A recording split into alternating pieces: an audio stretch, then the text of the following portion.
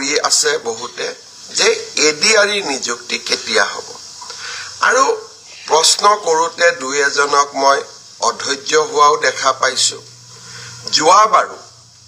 ADRE নিযুক্তিৰ ফলাফল ঘোষণা আৰু নিযুক্তিৰ মাজত যথেষ্ট সময় আমি লৈছিলো কাৰণ যিসকলে খুব সোনকালে ইম্পেচেণ্ট হৈ যায় তেওঁলোকক মই এটা কথা বুজাব খোজো যে আমাৰ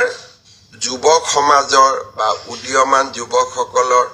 আমি সকলো কথাতে অধৈৰ্য আমাক সকলো কথা সোনকালে লাগে কিন্তু চৰকাৰে হাতীৰ দৰে খোজকাঢ়ে লাহে লাহে লাহে লাহে খোজকাঢ়ে যাতে ভুল হৈ নাযায় এডিআৰই তৃতীয় আৰু চতুৰ্থ বৰ্গৰ নিযুক্তিৰ পিছত 38টা বিভাগত ইয়াক আমি বিতৰণ কৰিব লাগে 38টা বিভাগে প্ৰায় 60টাতকৈ অধিক সঞ্চালকালয়ৰ মাজত এই পদসমূহ বিতৰণ কৰিব লাগে তাৰ পিছত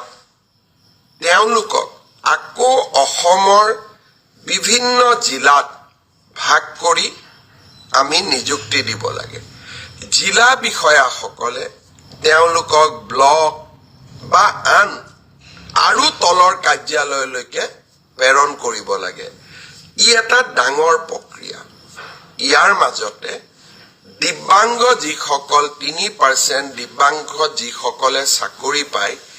তেওঁলোককো আমি মেডিকেলি আৰু এবাৰ পৰীক্ষা কৰিব লাগে গুৱাহাটী চিকিৎসা মহাবিদ্যালয় এই গোটেই প্ৰক্ৰিয়াখিনি সমাপ্ত কৰোতে আমি ডিসেম্বৰ মাহলৈকে আমাক সময় লাগিব জানুৱাৰী মাহৰ 10 তাৰিখৰ আগতে আমি চতুৰ্থ বৰ্গ এডিআৰই যিসকলে উত্তীৰ্ণ হৈছে তেওঁলোকক আমি নিযুক্তি পত্ৰ দিম আৰু জানুৱাৰী মাহৰ 15 তাৰিখৰ আশে-পাশে তৃতীয় বৰ্গ যিসকলে উত্তীৰ্ণ হৈছে তেওঁলোকক আমি নিযুক্তি পত্ৰ বিতৰণ কৰিম